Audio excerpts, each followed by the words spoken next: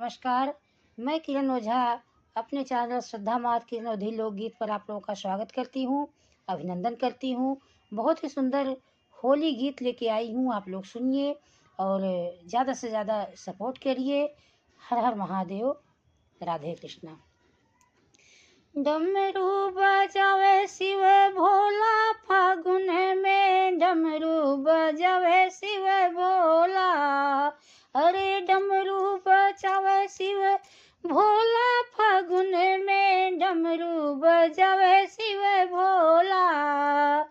पूरब बजावे हो पश्चिम बजावे, पूरब बजावे हो पश्चिम बजावे, उत्तर बजावे हो दक्षिण बजावे, उत्तर बजावे हो दक्षिण बजावे। अरे चारों दिशाएं झूमेला, अरे चारों दिशाएं झूमे, फागुन में डमरू बजावे शिव भोला। अरे डमरू बजावे शिव भोला, फागुन में डमरू बजावे शिव भोला।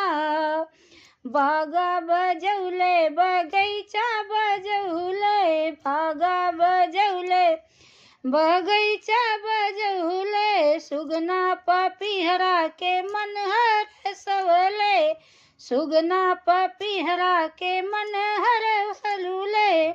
अरे मोरवा त संग में झूमेला, अरे मोरवा त संग में झूमेला, फागुन में डमरू बजावे शिव भोला।